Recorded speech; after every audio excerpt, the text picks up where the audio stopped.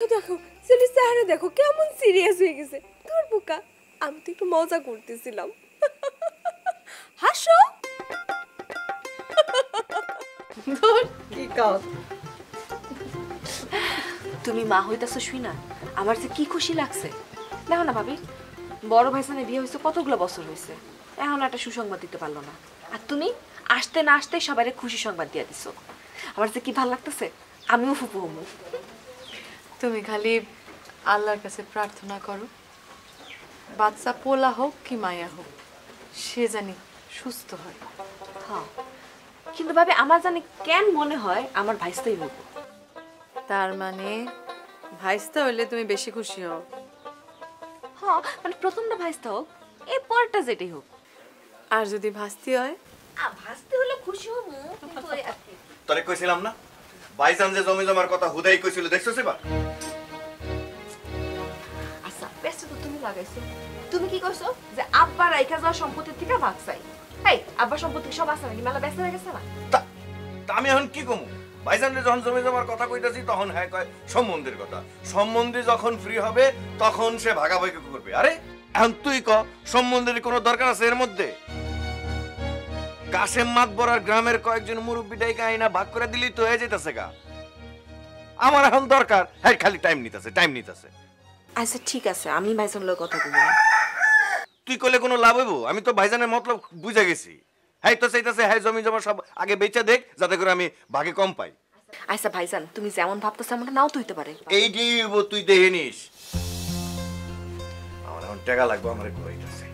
আমি কইলাম যে আমার আমার আমার আমার বউ মা হইতে চলতেছে, তারপরেও হ্যাঁ আমার ঘুরাইতেছে, পাত্তাই দিতেছে না।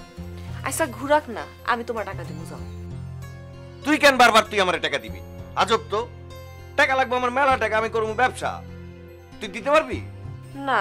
ব্যবসা লেগে এত টাকা তো দিতে পারবো না। তাইলে আমার সমস্যার সমাধান কেমন হইব তুই ক? আচ্ছা তুমি যাইয়া আব্বাস ভাইয়ের সাথে কথা কও, মানে বুঝায় কও যে আপনার ছাড়া হইতাছে না, আপনি তাড়াতাড়ি ভাগটা বুঝাই দেন। আর আমার বউ মা হইতে চলতেছে, আমার টাকা দরকার আর্জেন্ট। আমি এখনই যেতেছি। আর সাবধানে যাইও। কবে সে ভাই ভাই বিবাদ মিটবো আল্লাহ জানে। উগান্ডারে সারানোর লাগা আব্বাস চেয়ারম্যান তো পাগলা কুত্তা হয়ে গেছে, কিন্তু সারাই পড়তেছে না। বড় ভাই দত্তক বলা তো এলে একদম পাগলা কুত্তা হয়ে গেছে। ওই দেখ, কথা কইতে না কইতে আব্বাস চেয়ারম্যান এসে হাজির হয়ে যাইতেছে। বড় ভাই শয়তান সহজে মরে না, যেমন আপনি। কি কইলি? ও না, কইতে গেছিলাম আব্বাস চেয়ারম্যানের কথা, ভুলে আপনার কথা কইয়া ফেলাইছি। আরে আসেন আসেন সৈয়দটি তুমি সাহেব, আছেন কেমন? মস্করা রাখেন, আসল কথা বলেন। আরে না বড় ভাই, মস্করা করি নাই, আপনারে দেখলেই সৈয়দটি তোমার কথা মনে পড়ে যায়, এই লেগে আজকা বাইরে গেল। তা কি মনে কইরা আমগো এলাকায় আসলেন, কি মনে কইরা? এই এলাকাটা তো আপনারে জানতে পারলেই এলাকা সম্পর্কে জানা যায়। তা ঠিকই কইছেন আপনি, এই এলাকা আমার, এখানে আমার শাসন চলে। শাসন কোয়েন না, কোন দুঃশাসন। এইটাও এক ধরনের শাসন। জগা আপনি আজকে একলা কে? আপনার ওই পোলাটা দত্তক পোলাটা কই? তারে ছাড়াইতে পারেন নাই? ফালতু কথা রাখেন তো। আমি আপনারে বলে গেছিলাম প্রিন্সেস রত্নারে ডিস্টার্ব না করতে। ওই ছিল নাকি? আর আমি তো ভুলেই গেছি। হ্যাঁ বড় ভাই কইছিল তো।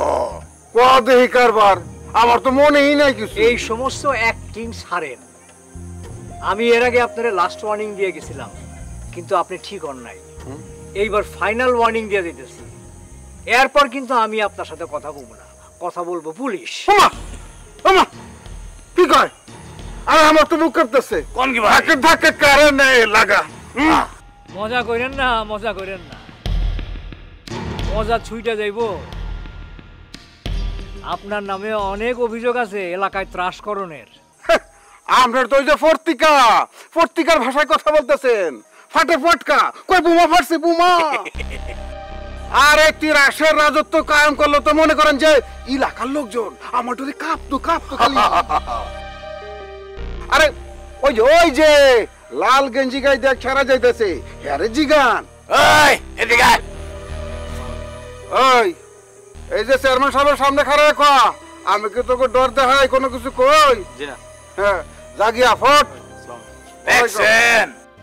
আরে অহন্য কইবেন এলাকার মধ্যে আমি তিরাশের রাজত্ব কায়েম করে রাখছি। আরে ভাই আমার তো পাওয়ার নাই, পাওয়ারলেস একজন মানুষ। আরে পাওয়ার দেখায় কি করুম? আমি তো জীবনবাদী একজন মানুষ, জীবনে ভালোবাসি। আর জীবনের খোরাক কি জানেন তো? আমরা তো